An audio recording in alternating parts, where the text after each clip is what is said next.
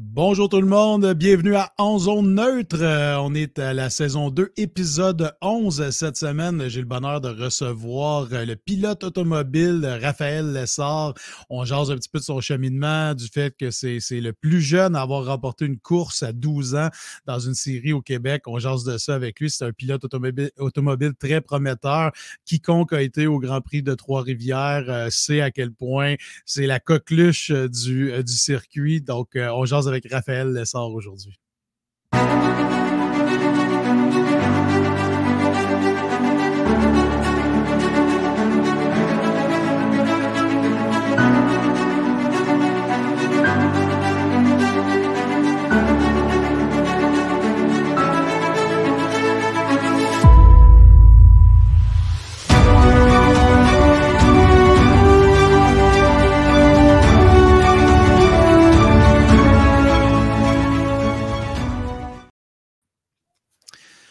On le voit maintenant, Raphaël Lessard. Salut, comment ça va?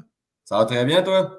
Merci de prendre le temps. Ça va super bien. Merci de prendre le temps de jaser avec moi. Pour ceux qui ne savent pas, on enregistre. On est samedi matin. Il est 7h30, très tôt. Est-ce que tu es un lève-tôt dans la vie de tous les jours? Ouais, quand même pas mal. Là. Disons, avec les courses, on se levait tout le temps assez de bonne heure quand j'étais à temps plein aux États-Unis. Puis là, je suis camionneur en ce moment. Fait que on se lève. Souvent, les nuits sont courtes. Là. Je suis un gars qui passe souvent à 2-3 heures du matin. Fait que ça me dérange pas de me lever de bonne heure. Fait que là, t'es quasiment au milieu de ta journée à 7h30 le matin. Ouais, ben comme hier, justement, j'ai parti, il était 2h45, fait que là, il était rendu 7-8 heures, puis il fait clair, puis t'es comme tabarouette, me semble, tout le monde se lève, puis moi, on dirait que j'ai ma journée de fête. C'est bon, ça. Hey, Raphaël, je trouvais ça cool de te recevoir. Moi, je suis un fan de course automobile. Pas grand monde savent ça. Moi, je suis humoriste dans la vie. Je fais des shows, je me promène, tout ça. Et j'ai toujours eu une passion pour la course automobile. Et il y a 2 ans, j'ai eu le bonheur d'aller animer à djradio.ca sur le site du Grand Prix de Trois-Rivières. Puis j'ai été témoin à quel point c'est un week-end incroyable. T'en fais partie de ce week-end-là pas mal à toutes les années depuis que tu fais de la course. Comment c'est ce feeling-là d'être chez vous là, au Québec pour faire une course? Ouais, ben c'est sûr que le Grand Prix de Trois-Rivières, c'est renommé pour avoir apporté des spectacles incroyables, puis des bons pilotes qui ont passé là. Tu regardes James Hunt dans le film Rush de Formule 1, il a passé au Grand Prix de Trois-Rivières, il a couru contre Gilles Villeneuve, ça a comme été là que Gilles Villeneuve s'est fait connaître, puis James Hunt l'avait comme recommandé à d'autres écuries. Mais tu sais, c'est vraiment c'est un gros événement à chaque année qui attire énormément de monde, qui attire différentes personnes que je vois durant la saison à l'habitude, parce que, tu sais, Grand Prix de Trois-Rivières, c'est un circuit urbain, un circuit routier. Moi qui ai fait énormément d'ovales, ben c'est pas les mêmes fans exactement, tu sais. Il y a Tu reconnais différents. sûrement, excuse-moi, je ne vais pas te couper, mais tu dois reconnaître plus de fans qui sont habitués de, mettons, suivre la F1 ou les Ouais, circuits comme exactement. hein? C'est exactement ça. Fait que c'est pour ça que c'est le fun d'y aller puis de voir d'autres mondes que souvent, c'est du monde que je vois une fois par année puis c'est au Grand Prix de Trois-Rivières. Fait que parce qu'ils sont là, c'est du monde qui vont à chaque année, c'est une religion pour eux autres. C'est comme écouter le Super Bowl à chaque année. Fait que c'est sûr que c'est le fun. Puis, tu sais, moi, j'aimerais vraiment ça un jour pouvoir gagner le Grand Prix de Trois-Rivières et dire que j'ai gagné ça parce que ça serait un beau crochet que je pourrais faire sur ma liste. Yes. Écoute, on va faire un peu ton parcours tout au long du podcast, mais bon, t'es né en 2001, ce qui fait que tu es encore tout jeune, tu es encore un jeune pilote. Et un fait intéressant, c'est qu'en 2013, tu as été le plus jeune pilote à remporter une course dans la série Sportsman Québec. Donc, tu avais 12 ans, si je ne me trompe pas, c'était même la journée de ta fête, ça se peut-tu? Ouais, ben, en Sportsman Québec, j'avais remporté une qualification. J'avais pas remporté de course, mais j'ai gagné, dans le fond, à 12 ans, le 5 juillet. J'ai gagné ma première course à vie, qui était en série Sport Compact Amateur maintenant, qui s'appelait Kamikaze OK. dans ce temps-là. Ben, mais ça a changé de nom en cause de lieu. Mais moi, dans le fond, c'était ma troisième course à vie parce qu'à 11 ans, mon père a acheté une petite Honda Civic pour moi, pour aller courir. Fait que là, j'ai commencé avec ça. Il dit, ma mère, elle capotait. Mon père rentre dans la maison et il dit, bon, j'ai acheté une voiture de course à Raphaël. Et c'est bon. Elle a pris 2 minutes là, pour se ressaisir. Là, mon père qui était pilote, mais lui, ça a toujours été une passion pour lui. Il faisait ça pour le plaisir à chaque été. Ben là, il dit, on va aller pratiquer. Puis on va voir. S'il n'est pas dangereux dans les jambes, il va courir. Fait qu'on va pratiquer ma première pratique. Mon beau-frère, dans le fond, le chum à ma soeur, lui, il était champion en sport compact élite, qui était la classe, les mêmes voitures, mais un petit peu plus modifiées. Okay. Là, mon père, il ne connaissait pas les petites Honda Civic. Il dit c'est Dominique, il dit, Dominique embarque avec Raphaël. Raphaël va embarquer à côté de toi, puis va lui montrer comment ça marche. Fait que là, j'embarque sur la piste à Vallée-Jonction, côté de lui. Lui, il en donnait, tu sais, il était au fond, il est confortable avec ça. Moi, je passais à ça du mur. On aurait dit que le mur passait à côté de moi parce que quand tu étais assis à droite, on dirait que tu étais encore plus. Là, je capotais. Fait que là, ça m'avait montré, par exemple, que la voiture était capable d'en prendre. Puis là, c'est là que j'ai commencé. Puis quand j'ai rembarqué après ça, j'avais une idée de comment c'était. Puis mon père m'avait dit, essaie d'être de plus en plus vite à tous les tours. Tu vas voir, tu vas apprendre à tous les tours. Fait que c'est ça que j'ai fait. Première course, ça avait bien été. Deuxième aussi. Puis la troisième, ben, on a gagné ça. La journée de ma fête de 12 ans. C'est malade. Est-ce que tu sais, comme le commun des mortels, là, à 11 ans, il n'imagine pas son enfant dans un char en train de conduire? Ton père qui faisait de la course, j'imagine, c'était ton influence, c'était un peu ton idole quand tu as commencé, I guess? Ouais, mon père, c'était mon idole. Ça, c'est sûr à 100%. Tu sais, je le suivais partout aux courses. Puis mon père, ben, je pense qu'il y a ça dans le sang. C'est juste que lui, il n'a pas eu la chance de le démontrer vraiment parce que tout a été occupé avec ses compagnies, tout a été dans le transport. Transport, c'est pas mal tout le temps 7 jours sur 7. Fait que, il a toujours fait ça comme une passion. Mais tu sais, mon père, depuis que je suis jeune, que ça soit sur un skidoo, sur un 4 roues, sur la route, dans la neige, en camion, n'importe quoi que j'embarquais avec, je me sentais en sécurité, puis il était tout le temps un excellent conducteur. Puis tu sais, s'il arrivait de quoi, ben, les réflexes étaient là, puis il savait exactement quoi faire. Fait qu'il a tout le temps été quelqu'un que j'ai regardé, puis j'étais là, hey, moi aussi, un jour, je vais être bon comme ça. mais c'est le même que ça a commencé, tu sais. Mon père, lui, par exemple, tu sais, au Québec, en karting, tout le monde commence très, très jeune parce qu'ils ont des cartes un petit peu plus petits pour les jeunes. Tu regardes aux États-Unis, ça commence jeune, c'est incroyable. L'enfant a presque de la misère à tenir sa tête à cause de casque, c'est trop pesant. Ouais. Mais mon père, il a comme vu ça, du stock car aux États-Unis. Le stock car aux États-Unis, les courses ovales, il y avait des jeunes qui étaient avec des bolides extrêmement puissants à 13 ans. Fait que là, mon père, c'est là qu'il a pris exemple là-dessus. Il a dit, garde, faut que ça commence jeune. Puis on va le commencer dans une vraie voiture, dans la grosseur d'une voiture normale. Puis on va voir comment ça va aller. Puis ça va bien, mais on va progresser à partir de là. Écoute, tu viens de Saint-Joseph-de-Beauce. Est-ce qu'il y avait une tradition de course déjà là-bas en Beauce? Parce que, bon, ton père, oui, c'est ton influence, mais tu sais, y avait-tu d'autres courses? T'allais-tu voir des courses quand tu étais kid ou quelque chose comme ça là-bas à Saint-Joseph? À Saint-Joseph, non, mais je reste à 5 minutes de Vallée-Jonction. Fait que l'autodrome Chaudière de Vallée-Jonction, c'est là que j'ai été voir mes premières courses. Mon père allait piloter. Il y avait aussi le circuit, l'autodrome Montmagny, que je vais encore courir là une fois de temps en temps. Le circuit Sainte-Croix, qui est comme... Il n'y a plus de stock car, mais il y a encore des événements qui se passent là. Saner, qui est encore ouvert, mais là, qui est plus fermé encore pour des événements plus. Circuit Saint-Félicien qu'on allait au Saguenay. Puis, je ne sais pas si j'en oublie un. Mais on allait à Icare, c'est vrai, Icare, le circuit routier, Grand Prix de Trois-Rivières. Fait que, tu sais, c'était tous des circuits que j'ai grandi à regarder. Mais les deux principales, c'était Vallée-Jonction puis l'autodrome Montmagny, Sainte-Croix qu'on allait régulièrement.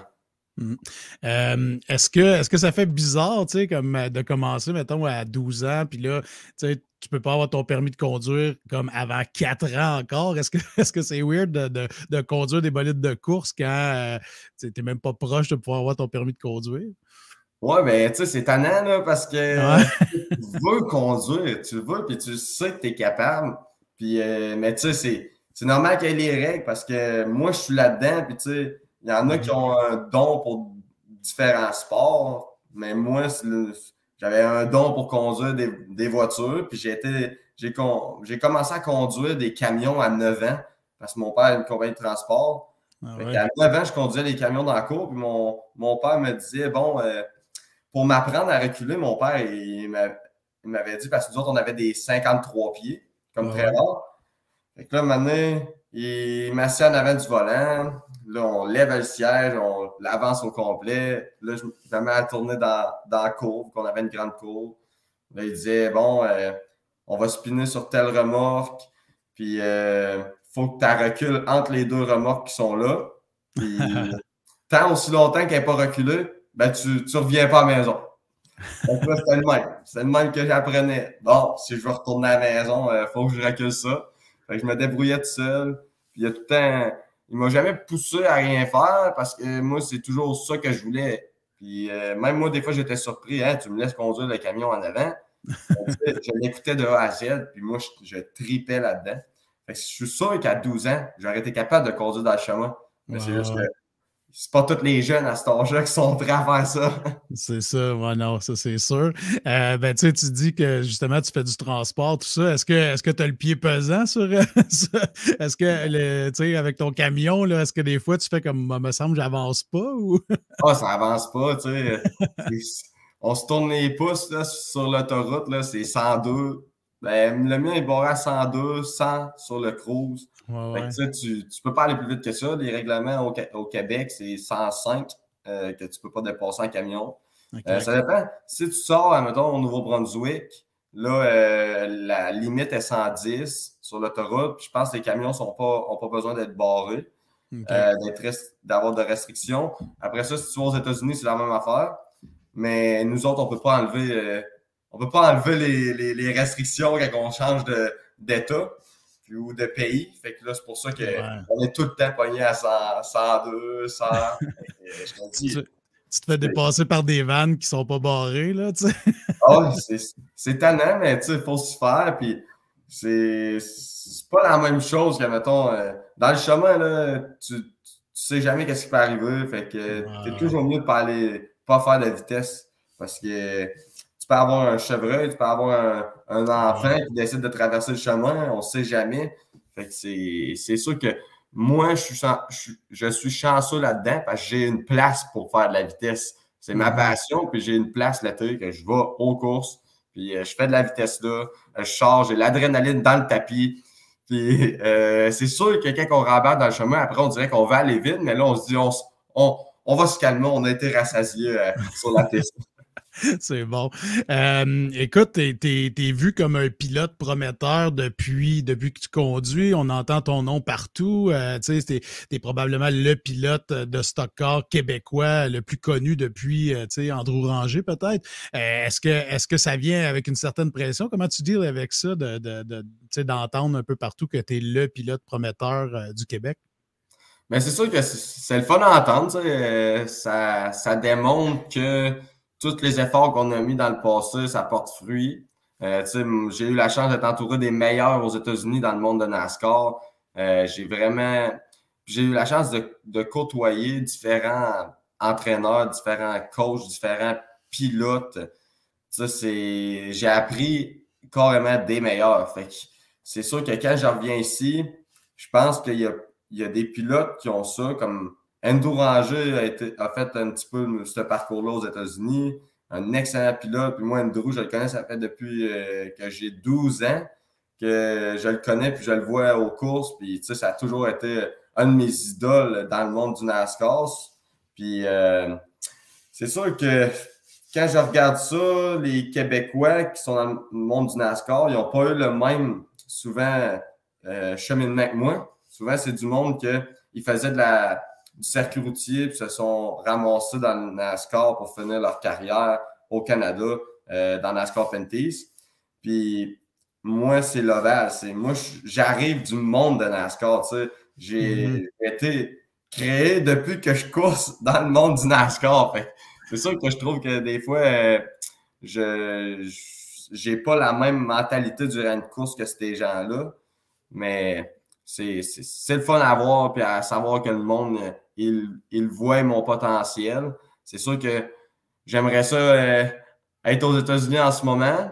Mais là, côté budgétaire puis commanditaire, c'est moins facile. Fait que là, j'ai décidé de revenir au Canada puis de rester ici un petit peu, puis en espérant trouver une opportunité pour retourner aux États-Unis bientôt.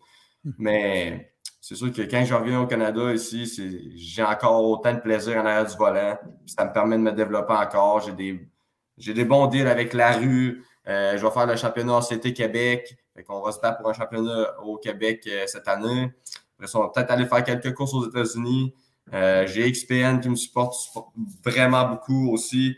Je vais faire des courses sur la terre battue peut-être un petit peu cette année. Et le Grand Prix de Trois-Rivières avec la voiture New Holland de Elite Motorsport. Fait que ça aussi, j'ai des opportunités partout. Fait que je suis vraiment chanceux de ça. Puis c'est des opportunités souvent que les partenaires sont là avec moi. Puis j'ai pas à amener mon argent personnel. Fait que c'est ça qui est dur dans le monde de la course. Il faut vraiment que tu emmènes ton argent personnel tout le temps.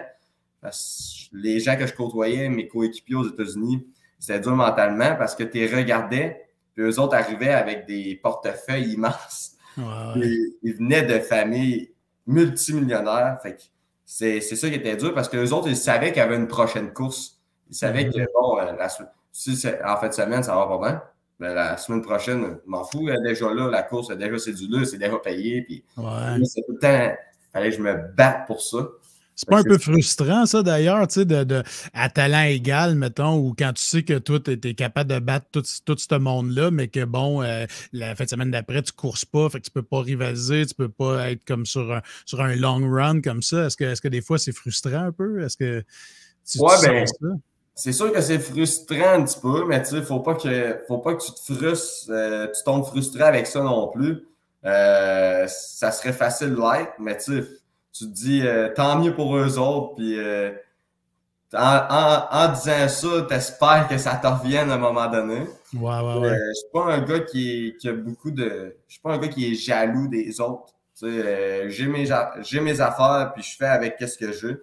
Mais c'est sûr que quand j'étais aux États-Unis, là, qu'est-ce qui me frustrait le plus, sans trop. Je le laissais pas m'affecter, mais à cette heure, je peux en parler en masse. Qu'est-ce qui me frustrait le plus, c'est quand un gars arrivait, puis tu sais, on était dans des programmes. J'ai été un bout avec le programme de TRD qui est Toyota Racing Development. Là, je côtoyais les pilotes de TRD, de Toyota. On s'entraînait tous ensemble. Après ça, il y avait des événements ensemble pour se pratiquer, le simulateur, blablabla. Après ça, j'ai été avec Chevrolet. Chevrolet, j'ai adoré leur programme. J'étais avec Josh Wide et Scott Speed. C'était mes deux coachs. Josh Wide qui courait en Cup Series durant sa carrière. Il a fait énormément de courses dans sa vie. Il a été pilote professionnel. C'est un gars qui a couru des triathlons. Un gars qui est super en shape. Puis côté mental, il était extrêmement bon pour moi. Puis Scott Speed, un champion en karting qui a été recruté par Red Bull à son jeune âge, puis qui a monté en Formule 1. Puis après ça, il est revenu aux côtés des États-Unis pour courir un petit peu en NASCAR. C'était tout le monde qui me suivait. Puis là, il y avait les autres jeunes. Tu sais, il y en a qui ont de l'argent, puis il y en a qui sont bons. Ça, c'est chanceux, ils sont chanceux, puis ils disent... C'est le meilleur des deux mondes, tu sais, bon et... Ouais. Mais j'en voyais arriver, puis tu sais, tu le vois, là, tu vas faire des journées de karting là, pour tes entraînements, tu vas faire du vélo, après tu t'embarques dans le karting, t'es brûlé, karting c'est dur physiquement, puis là tu t'entraînes à tous les jours, puis tu regardes les autres, puis veux pas, on est tout le temps chronométré, fait qu'on regarde toujours nos temps, puis on est tout le temps en compétition avec les autres, puis tu regardes qui ont des opportunités meilleures que toi, mais juste à l'entraînement, t'es 2 fois plus rapide, c'est de beaucoup.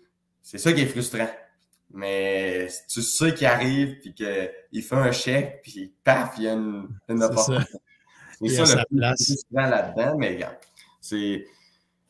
bon, tant mieux pour eux autres. Tant mieux pour eux autres, mais regarde, je regardais ça justement au Daytona 500, je trouvais ça vraiment cool parce que quand j'ai commencé à courir aux États-Unis en Super Lane Model, que j'ai gagné mon championnat, la série Cars Tour, j'arrivais, moi, dans le sud des États-Unis. C'était ma première saison en Super Late avec 650 forces de moteur. C'était des voitures extrêmement puissantes. J'ai gagné le championnat.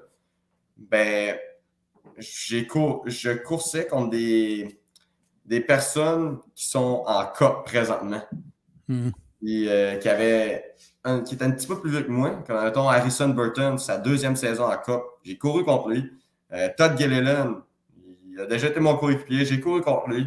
C'est tout. Il y a de plus en plus de pilotes qui sont rendus en Cup Series que Criff. J'aurais pu avoir eu les fonds, être rendu là presque si tout serait bien passé, mais tu sais, ces gars-là, j'ai combattu côte à côte avec eux autres, j'ai eu des bonnes courses, je les ai battus, ils m'ont battu, mais tu sais, ça me démontre que, gars, s'il y a de quoi qui arrive un jour, je vais être prêt, puis je pense que je suis capable d'y aller à ce niveau-là, c'est juste que ça prend les fonds. Ouais. Est-ce que quand tu étais plus jeune, puis quand tu as commencé, mettons, à 12 ans, tout ça, est-ce que quand ton père voyait ton potentiel, tout ça, est-ce qu'ils ont pensé peut-être aller justement comme vivre aux États-Unis pour que tu fasses ça tout le temps, 12 mois par année? Est-ce que c'était comme une option qu'ils avaient pensé? Ou? Ben, c'est sûr que vivre aux États-Unis pour eux, pour mes parents, ça aurait été vraiment difficile parce que tu sais, quand tu as une compagnie qui est basée à un endroit, déménager, puis, c'est surtout quand tu n'es pas citoyen. Je pense que les procédures si tu veux t'installer à temps plein aux États-Unis, c'est quand même assez de taponnage. Là. Je suis jamais trop informé là-dedans, mais ça doit être assez compliqué quand tu n'as pas ta citoyenneté. Puis les procédures pour avoir ça. Moi, par exemple, ils m'ont envoyé, dès que j'ai commencé à courir aux États-Unis, j'ai resté un bout de temps quand j'ai commencé pour David Gilliland, quand j'ai gagné mon championnat que je parlais tout à l'heure.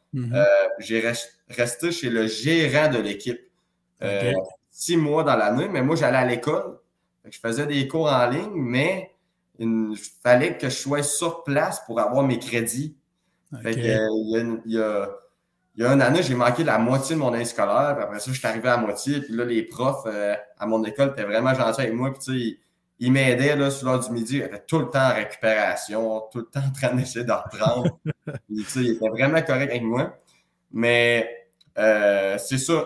Ça fait que cette année-là, j'ai resté 6 mois aux États-Unis avec une famille. Ils m'hébergeaient, dans le fond. Puis à tous les jours, j'allais au garage avec l'équipe. Ils m'apportaient même à la piste des fois. Ça avait été vraiment du bon monde. J'ai refait la même affaire l'année suivante. Puis quand que j'ai commencé avec Car Busch Motorsport, là, je voyageais plus. Des fois, j'allais passer une semaine avec l'équipe. Des fois, je revenais. C'était souvent plus, je faisais la route d'aller-retour. Après ça, quand j'ai commencé en Truck Series, en NASCAR, avec Car Busch, là, à temps plein, là, j'ai déménagé à temps plein aux États-Unis. J'avais mon visa. J'avais mon visa pour courir d'athlète. Fait que j'étais légal aux États-Unis. Puis j'ai fait ça 1 an et demi à peu près. Puis là, c'est quand que quand je suis revenu au Québec après, quand j'avais le numéro 24, que j'ai manqué de fonds durant la saison, ben là, c'est là que je suis revenu rester ici. Mais ça faisait 1 an et demi que j'étais à temps plein aux États-Unis, puis j'étais considéré plus comme un citoyen américain. Fait que ça, c'était toute une expérience. Comment était ton anglais quand tu as commencé? Là? Peut-être que tu es bilingue, je ne sais pas, mais un petit Québécois qui s'en va s'expatrier comme ça aux États-Unis, est-ce que c'était difficile la barrière de la langue ou pas du tout? Oui, c'était vraiment difficile. Moi, dans le fond, je vais te donner un exemple. Quand je suis arrivé au secondaire, ma première étape, c'est tout le temps divisé en 3 étapes, les bulletins. Première étape, j'avais 57% en anglais. J'étais vraiment là. Tu sais, moi, de l'anglais, je comprenais pas. Je savais pas. Tu sais, je m'étais jamais arrêté vraiment à ça. Moi, je m'arrêtais à regarder des voitures de course, puis c'est tout. D'aller voir des courses, puis... tu peux nommer les pièces, puis peu importe en course. Moi, je regardais tout le temps les courses, puis c'est ça que je voulais faire. Puis j'avais jamais sais, des fois, là, c'est la preuve que quand tu as une raison pourquoi le faire, ben, tu réussis parce que moi, au primaire, l'anglais, j'avais de la misère dans mes classes, c'était incroyable. On dirait, moi, je voyais pas à quoi ça allait me servir.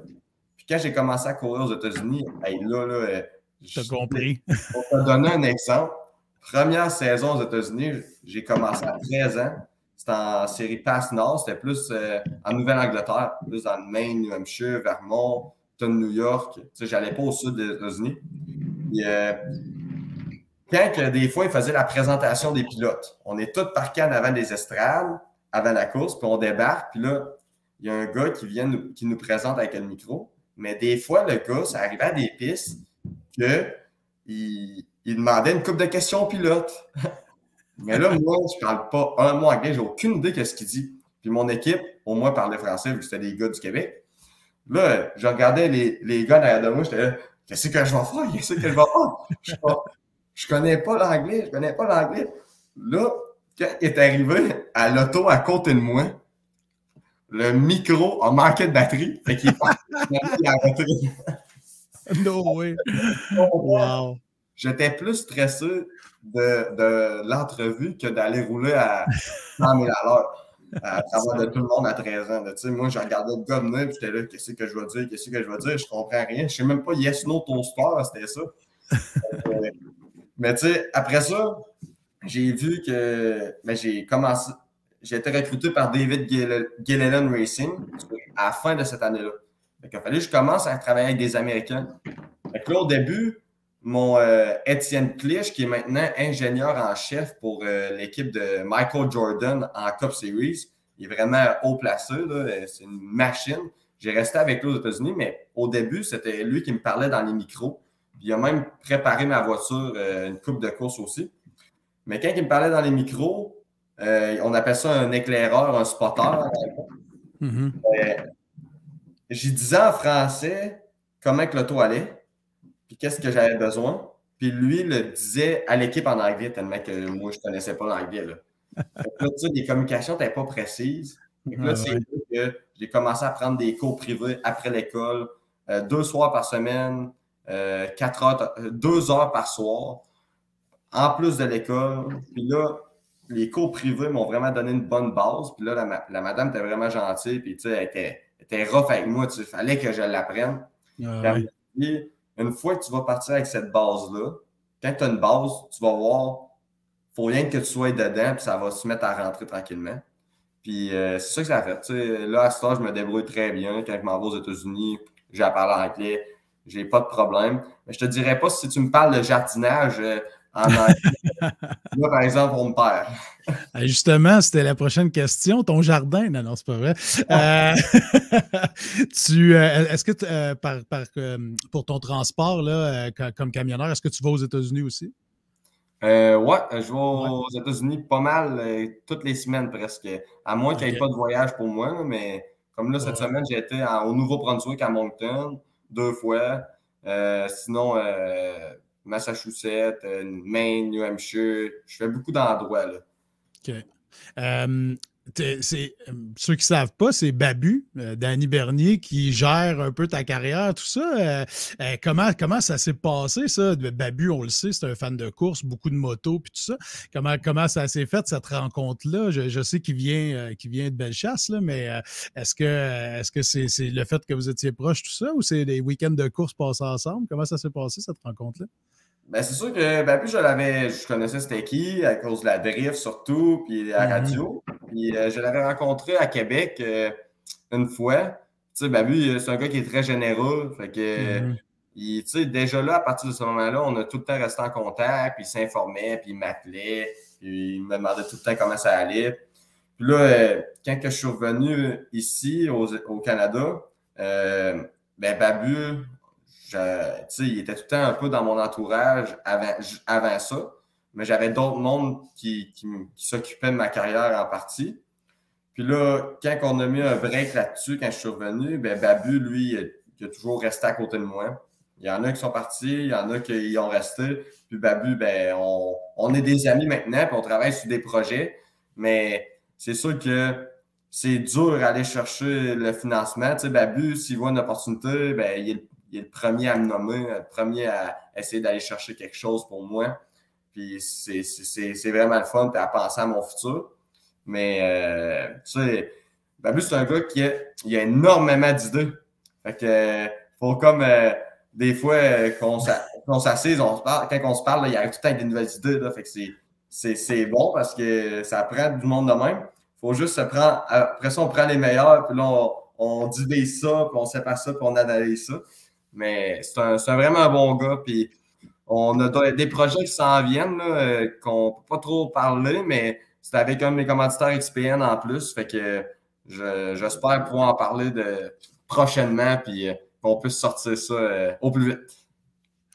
Qu'est-ce que ça va avoir là ta saison cette année, là, cet été au Canada? Est-ce que tu en as parlé un petit peu tantôt, mais est-ce que tu penses pouvoir faire une saison complète dans une des séries? Ben là, c'est sûr que je vais faire la saison complète avec la rue en ligne modèle, la série ACT Québec. Dans le fond, aux États-Unis, en Nouvelle-Angleterre, la série Les voitures concourent avec la rue, la grosse série, c'est ACT USA. Mais là, ACT s'est affilié pour créer une division au Québec, qui avait déjà fait dans le passé. Mais là, c'est un championnat de 10 courses, 5 à Vallée-Jonction, 5 à Montmagny. Fait que là, on va se concentrer sur ce championnat-là. Après ça, on va peut-être aller faire quelques courses encore aux États-Unis, comme on l'a fait l'année passée. La terre battue, j'ai New Holland comme commanditaire encore, comme partenaire qui m'appuie avec Elite Motorsport pour aller faire le Grand Prix de Trois-Rivières. Après ça, peut-être une coupe de course en modifié sur la terre. Ça, c'est sûr, j'adorerais ça. Puis la série Pinty, j'aimerais vraiment ça, pouvoir faire au moins Vallée-Jonction puis le Grand Prix de Trois-Rivières parce que Vallée-Jonction, c'est chez moi. Mais c'est des choses qu'on travaille en ce moment. Il peut se passer plein de choses à venir jusqu'à la fin de l'hiver, mais c'est sûr qu'on travaille sur ça en ce moment, là, ces projets-là. Dans un week-end au Grand Prix de Trois-Rivières, là, combien de fois tu frappes la piste? Là? Avec toutes les séries, puis là, en plus, il y a une nouvelle, il y a un nouveau week-end sur la terre battue, tout ça. Combien de fois tu es en piste pendant un week-end à Trois-Rivières? Ça dépend, là, parce que avec les voitures de terre, comme par exemple l'année passée, je pense qu'on avait eu 2 pratiques. Après ça, les qualifications, puis c'était des rounds de qualification qui éliminaient les moins rapides à tous les coups. Okay. Moi, je me suis rendu à la dernière round. J'ai fait le meilleur temps, si je me rappelle bien. Oui, c'est ça. J'ai qualifié premier. Après ça, il y avait une course de qualification. Fait que là, tu rembarques sur la piste. Après ça, moi, j'étais arrivé à la balance. Puis, tu sais, on calcule tout le temps le poids pour être le plus serré, pour avoir la voiture la plus légère possible, mais être légale, parce qu'il y a un poids à respecter. Si tu es trop léger, ben là, tu es disqualifié. Ben moi, j'avais fait un tour de trop. Ça avait été mal calculé, l'essence, une erreur d'équipe, mais on fait des erreurs en équipe, c'est un sport d'équipe. Moi, j'en fais, mon équipe en fait. Puis quand j'ai sorti de la piste, du circuit, j'étais premier. J'étais arrivé à la balance, j'étais 2 livres de trop léger. OK. Là, j'ai été disqualifié. Fait que là, j'ai fait une course de plus. J'ai été à la course de dernière chance. J'ai parti dernier. J'ai monté premier. J'ai gagné ça. Mais là, ça me positionnait comme. C'était-tu 20e pour le départ de la course? 20, je pense. Ouais, dans ce coin-là. Fait que là, j'ai parti la finale 20e, mais il y a tellement eu de drapeaux jaunes qu'à tous les tours, je gagnais des positions, mais il y avait un drapeau jaune. Fait que je ne pouvais pas continuer d'avancer. Fait que là, j'ai fini 5e, si je me rappelle bien. Fait que j'ai remonté en 5e position. Mais là, cette année, je vais y retourner, puis je veux qu'on. Je pense que mon équipe puis moi, on n'a pas été contents qu'on a fait l'erreur après la qualification, parce que selon moi, si on aurait parti en avant, on avait des bonnes chances d'emporter ça, parce que même quand j'ai qualifié les groupes de qualif, j'ai fait le meilleur temps de la fin de semaine, mais là, j'ai été disqualifié après la course. Fait que là, mon temps comptait plus. Fait que là, j'avais plus le meilleur temps, puis le meilleur temps de l'année d'avant et tout. Là, on était déçus de ça parce que c'était extrêmement rapide. Puis parce que j'étais le seul pilote en bas de 1,13 secondes. J'étais rendu 1,12,8, si je me rappelle bien. Quand j'ai refait la course de dernière chance, j'ai parti dernier. Les 2 derniers tours, quand j'ai mené la course, ben, j'ai rembarqué. Puis là, j'étais 30 livres de trop pesant. Puis j'ai refait le meilleur temps de la fin de semaine encore. Fait que là, j'étais là, bon, là, je les ai montré encore que j'étais capable, même avec la voiture trop pesante un petit peu, là, mais on était allé safe, ce coup-là, pour être sûr de ne pas être trop stressé. Ah ouais, 30 livres de plus, c'est un sure Ouais, shot. c'est ça. Est-ce que ça devient compliqué, par exemple, parce que chaque série a ses règlements, chaque course est différente? Est-ce que en participant à plusieurs épreuves comme ça devient-tu un peu compliqué de suivre ça? Tu sais, oui, ton équipe est derrière toi, mais toi, comme pilote, des fois, y a-tu des affaires que tu fais comme oh shit, ouais, c'est pas pareil dans ce course-là ou versus l'autre? Là?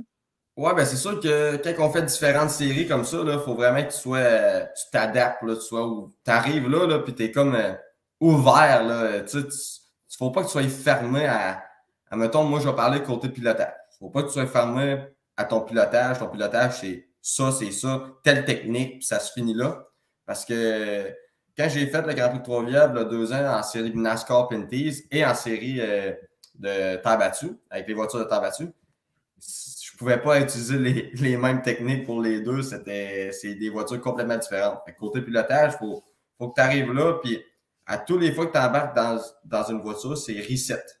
Il faut que tu aies un reset dans ta tête. Bon, OK, telle voiture, c'est ça. Là, tu te remets dans le game de, mettons, la voiture NASCAR Pinties. Après ça, quand tu embarques sur la voiture de ta battue, tu recommences. Tu oublies tout ce que tu as fait en Pinties, tu recommences avec celle-là. Fait qu'il faut qu'un bon pilote, c'est là qu'on va voir les bons pilotes sont capables d'embarquer dans n'importe quoi puis d'être vite. Mais côté gestion aussi, c'est dur parce que Grand Prix de Trois-Rivières, quand tu fais les 2 séries, souvent les pratiques sont très collées entre les 2 séries. Il faut que tu partes d'un endroit au Grand Prix, tu traverses, souvent tu passes par-dessus la piste, mais il faut que tu fasses quasiment 1 à 2 km pour retourner à ton autre voiture, pour rembarquer. Puis Grand Prix de Trois-Rivières, je ne sais pas pourquoi, mais il fait tout le temps extrêmement chaud. Ouais, j'étais là il y a 2 ans quand tu disais ça tantôt, là. Puis, qu'est-ce qui est particulier aussi, c'est que les voitures de terre battue coursaient sur l'asphalte, là. Fait que c'est particulier aussi, j'imagine, comme conduite. Mais c'est vrai, tu as raison, il fait chaud tout le temps. Ah ouais, puis dans la voiture, c'est incroyable, là. On dirait qu'on est dans un four parce qu'il y a de l'asphalte partout, puis il y a des murs. Puis, tu sais, on dirait que ça ne veut pas respirer, la chaleur ne veut pas sortir, mais je te dirais, c'est beaucoup de gestion. C'est pour ça qu'il faut que tu aies quelqu'un avec toi. Ma copine est souvent là avec moi, puis elle a l'horaire, puis elle est capable de me dire, bon, prépare-toi, il faut que tu t'en ailles à telle place. Et c'est dans pas long, t'embarques dans 10 minutes dans l'autre voiture. Fait que vas-y, mais qu'est-ce qui est dur aussi, c'est que le pilote, il faut qu'il soit concentré avec son équipe pour améliorer la voiture. Il faut qu'après chaque session, puis même tout au long de la journée, il faut que tu parles à ton équipe. Qu'est-ce qu'on peut faire pour aller plus vite? Qu'est-ce que j'ai besoin? Mais ça m'enlève ça un petit peu quand je fais les 2 séries parce que j'ai le temps, mais tu sais, pas autant. Je peux passer. Il faut vraiment que je sois prêt. OK, quand je sors de la voiture, OK, je vais voir mon crew chief, mon chef d'équipe. Je dis, bon, c'est ça que j'ai besoin. La voiture, elle fait trop ça.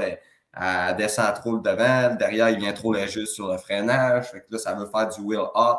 Toutes des affaires, suspension un petit peu trop molle en avant, droite, un petit peu plus de camber, tu sais, ajoute-moi de l'angle dans le track bar à l'arrière, tu sais, c'est toutes des affaires qu'avec l'expérience que je suis capable de dire maintenant, mais il faut vraiment que je sois précis là, quand que je fais des week-ends occupés comme ça. On entend souvent dans les reportages télé de courses, notamment la Formule 1, tout ça, de réglage, mais c'est plus technique que le beau petit mot cute réglage. C'est vraiment du fine-tuning, pas à peu près. Là. Des fois, c'est un tour de vis sur une pièce, tout ça.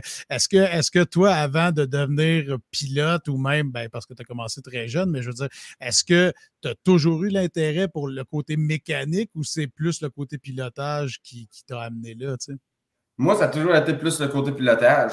Quand j'étais plus jeune, tu sais, mon père n'a jamais été vraiment un mécanicien. Il a tout le temps travaillé, puis il n'a jamais eu le temps vraiment de me montrer la mécanique. Ça, je parlais avec un de mes amis, justement, hier soir, j'étais là. On taponnait sur des skidoo. Puis là, mon ami il est quand même bon, il se débrouille très bien. Fait que là, il m'en montre de plus en plus. Mais comme je disais, j'étais calé. Moi, j'ai jamais eu le temps, jamais eu personne qui m'a montré ça vraiment. Puis quand j'étais aux États-Unis, tu sais, j'étais capable de. Je regardais les équipes aux États, c'est professionnel, incroyable. Là, tu sais, chaque personne dans l'équipe a sa job. Fait que t'as pas besoin. Ils te disent carrément des fois, occupe-toi de ta job, c'est ton rôle. Dis-nous le plus d'informations que tu es capable, puis nous autres, on va s'occuper du reste. Là, c'était souvent ça qu'on se faisait dire. Fait que, tu sais, une mécanique, je ne l'ai jamais vraiment regardé, mais qu'est-ce que j'ai développé, par exemple, en tant que pilote, c'est que maintenant, je suis capable de dire qu'est-ce que j'ai besoin. Tu sais, mon chef d'équipe, il dit, je te rajoute, je te mets un spring plus raide en arrière droite. Je sais que ça va sentir. Fait que moi, je suis capable de dire, admettons, quand je conduis une voiture sur une piste, je vais être capable de dire, hey, je pense que mon spring en arrière il est trop raide. Il faudrait le ramollir. J'ai le feeling que l'auto, la plateforme est d'un angle que j'aime pas. Il faudrait améliorer ça. Tu sais, c'est toutes des affaires que j'ai développées avec mon expérience. Fait que je pense que les équipes aiment vraiment ça, travailler avec moi, parce que je suis bon pour donner des détails et les diriger dans la bonne direction. C'est ça qu'un pilote, un bon pilote est capable de faire. Puis c'est pour ça que l'équipe, il faut qu'elle soit de même avec son pilote. Il faut que ça soit vraiment une bonne chimie. Là. Que la communication soit bonne, ouais. Qu'est-ce qui t'est arrivé en course le plus fou? Ou, une petite anecdote de course, là, soit avec des coéquipiers ou quoi que ce soit. Tu as quand même, malgré ton jeune âge, tu as déjà pas un gros bagage d'expérience, tout ça. En piste ou dans les paddocks, tout ça, y a-tu des affaires qui t'arrivent des fois que tu fais comme ça se peut pas? J'avoue que le truc du micro, c'est solide là, comme anecdote. Là, mais il y en a un autre sur le langage qui est très, très bon. J'avais fait rire du monde, puis je me suis fait niaiser. Ben, j'en ai deux avec l'anglais. Il y en a une, la première, c'est que j'avais fait quand j'ai signé avec David Gilliland, c'était fin de l'année 2015. Ouais. Puis en 2016, début année 2016, en février, on a été faire une grosse semaine de course aux États-Unis, en Floride. C'était 7 courses en 9 soirs. C'était un championnat à la même place. Fait que là, c'était non-stop. Tu sais, ça a été vraiment une bonne semaine d'apprentissage pour moi. Mais le deuxième soir, on a eu un problème à l'inspection parce qu'il faut passer l'inspection avant chaque course. Puis il a fallu que je parte dernier à cause de ça. Mais je suis sorti du premier virage. J'avais le pied au plancher. Puis il y en a un qui a fini sur le top en avant de moi. Fait qu'il a viré à l'envers. Mais l'autre en avant de moi, quand il l'a vu virer à l'envers, il a donné un coup de roue. Puis il m'a ramassé le devant, mais moi, j'ai tombé face à face au mur. Fait que l'auto, là, perte totale. Fallait carrément couper la partie avant du châssis. Fait que là, j'ai fini la semaine avec une autre voiture. Mais quand que j'ai débarqué de la voiture sur la piste et la remorqueuse est arrivée, ben, tous mes coéquipiers, ben, mon équipe était sur le bord de la clôture, direct à côté de moi, mais il était de l'autre bord de la clôture parce qu'il ne pouvait pas aller sur la piste. Puis là, il me disait, t'es-tu correct, Raph, t'es-tu correct? J'étais là, ouais. Là, il regardait l'auto, ouais, hey, on va être capable de la réparer? Je penserais pas. Fait que, le gars de la remorqueuse arrive, mais mon équipe est toute debout en arrière de moi. Le gars de la remorqueuse, souvent, là, c'est un vieux monsieur, puis, tu sais, ils disent qu'ils ont un slang. Puis ils parlent, on dirait qu'ils ont une patate chaude, là, puis c'était rien que ça que j'entendais, moi, qu'est-ce que c'est. Mais j'avais entendu un mot, puis c'était from. Fait que là, il me dit quelque chose. Là, j'étais sûr qu'il m'avait demandé de où que je venais pour voir si j'avais pas une commotion. OK. Là, moi, j'ai dit Québec. Québec City. Puis le gars, il m'a regardé, puis il avait l'air à se demander qu'est-ce que je disais, mais pendant que mon équipe à l'arrière de moi se roulait à terre. Vous riez de moi de même, les gars. Pour qu'après ça, l'équipe me dise Raph, le gars t'a demandé où c'est qu'il devait ramener ton char. Dans le fond, ton équipe était située où dans les puits? Là, moi, j'étais là, hey, Cliff, il est mieux de partir tout de suite. Québec. Il ramène le char à Québec, ouais. C'est bon. Ça, c'est pas pire. Puis, comme si en plus c'était le gars du towing qui checkait si t'avais une commotion, tu sais. Je sais pas pourquoi j'ai fait ça, mais tu sais, premièrement, à toutes les fois que quand tu parles pas anglais, on dirait à toutes les fois que quelqu'un te parle, t'es stressé. Ouais. Ça ça me mélange plus que d'autres choses. Mais là, durant cette semaine-là, j'ai eu ma première victoire à vie aux États-Unis. Puis j'ai gagné un soir. Quand je suis venu là, pour me faire interviewer, ben là, je parle pas trop anglais encore, je m'améliore, mais tu sais, je parle pas trop anglais. Puis là, j'ai regardé les entrevues des pilotes, j'étais tout le temps à dire, j'entendais souvent dire oh, my team is awesome, my car was awesome tonight. Mais moi, j'ai dit, je vais les copier. Et là, je me mets à parler. My Toyota Camry was awesome tonight, mais j'ai dit handsome. Là, handsome, c'est beau pour un garçon, un homme. Là, je dis ça. Là, après ça, je dis, mon équipe est handsome. My team is handsome. Puis là, j'arrêtais pas d'en mettre puis de rajouter le mot handsome pensant que je disais awesome. Puis là, je te dis, là, pendant 2 ans de temps, là, toutes les fois que je voyais les gars puis du monde, même au Québec, qui regardaient ça sur Internet, toutes les fois, ils me disaient t'es donc ben handsome aujourd'hui. Toutes les fois, j'ai croisé du monde qui l'avait écouté, il me disait ça, puis il me niaisait. Mais ça s'est fait de niaiser avec ça, que le mot handsome, je ne l'ai jamais réutilisé. C'est bon. Tu trouvais ton équipe belle, c'est ça qui arrive. Ça peut arriver, je tombe en amour avec. Elle n'était pas bonne à soir, elle était vraiment belle. Les gars, là, vous êtes beaux. C'est bon, ça. C'est qui, mettons, ton coéquipier? Parce que souvent, dans les équipes, tout ça, on a des coéquipiers ou même un concurrent avec qui tu t'entendais le mieux, mettons, au cours de ta carrière à date? C'est une bonne question, honnêtement, là. Mais c'est sûr que les coéquipiers, je m'entendais le mieux. J'ai bien aimé courir pour Kyle Busch. Puis j'ai été son coéquipier une couple de courses. On a été testés ensemble. Un moment donné, on était monté en Alabama. Mais ça me dit, en Alabama, pratiquer. Il avait apporté sa voiture de Super Late.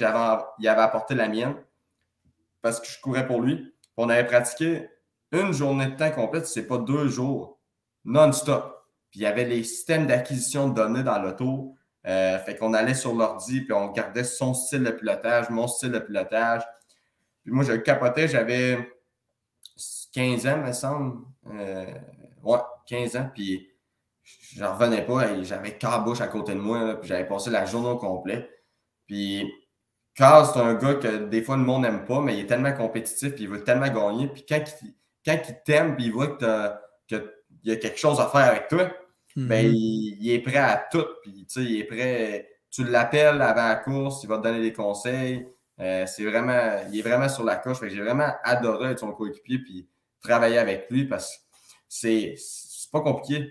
C'est un winner. Lui, il veut gagner, puis c'est tout. Puis lui, c'est un pilote que quand il parle d'une voiture, on dirait que c'est les membres de son corps. OK, ouais. C'est incroyable. Il sentait tout. Puis c'est ça que moi, à cet âge-là, je n'avais pas encore exactement. Je n'étais pas capable de sentir tout en détail. J'étais bon pour filer l'auto, mais pas à un point comme lui. Puis ça m'avait tellement appris, puis ça m'avait tellement fasciné. Là, je capotais. J'ai dit, bon, un jour, je veux sentir ça comme lui. Puis la cerise sur le Sunday, c'est qu'après ça, on était redescendu en Caroline du Nord de l'Alabama dans son jet privé. Dans son avion privé. Hey, c'était... Moi, c'est toute une expérience. Il nous avait dit, prenez pas de billet d'avion, embarquez avec nous autres. Fait que, on était deux, on avait embarqué avec lui. Puis ça, c'est un gars qui est très, très fier. Il avait pris une photo en avant de son jet avec lui. Quand tu embarquais, tu enlevais tes souliers, tu les mettais dans une boîte. Puis là, tu allais en pieds nus quasiment t'asseoir, là. Puis tout est propre. C'était incroyable. Moi, un jeune de la Beauce, moi, je ne savais même pas que le monde avait assez d'argent pour avoir un avion quasiment. Tout le monde, c'est capoté.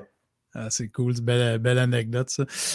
Écoute, tu as grandi dans le stock car, tu as fait pratiquement que ça, puis du karting, bien sûr. Moi, je t'ai connu quand tu conduisais les camionnettes. Tu avais un talent fou dans cette série-là. Tu as vraiment super bien fait aussi. Est-ce que c'est possible qu'on voit un jour Raphaël Lessard en open wheel? Est-ce que c'est possible que tu fasses de la formule? Ça, c'est... Je penserais pas parce que en formule, les gens commencent... ils prennent carrément une autre route que moi j'ai pris. Ils vont aller plus vers l'Europe. Ils vont commencer plus jeunes que moi encore, que j'ai commencé, mais en karting. Ils karting qui est très fort en Europe, là, ouais. Ouais, c'est ça. Puis ils vont faire des championnats, puis tout, championnat du monde de karting, puis ils vont monter là-dedans. Puis je te dirais pas que je serais pas capable, mais c'est vraiment un autre style de pilotage. Ça me prendrait beaucoup de pratique pour arriver au niveau des gars qui font ça depuis qu'ils sont jeunes. Comme eux qui embarquent dans un NASCAR, d'après moi, ils vont avoir beaucoup de misère. Ouais. Fait que c'est sûr que c'est des affaires que j'aimerais essayer, par exemple. Je parlais, j'étais allé à un événement dernièrement, puis je parlais avec Claude Bourbonnais, qui a couru dans 10 Players en IndyCar. Puis lui, c'était vraiment tout qu'un pilote. Puis il me parlait de ça, la formule, là, puis c'est ça qu'il disait. Il disait, t'as-tu déjà essayé ça? J'ai dit non. Il dit, t'essayerais ça, tu voudrais plus rien savoir de d'autres choses. Ah ouais, hein? Ouais, c'est ça qu'il disait. Parce que ça, c'est un autre style de pilotage. La Forge, comme une Formule 1, la Forge est encore plus élevée qu'un NASCAR. Mais c'est un autre style.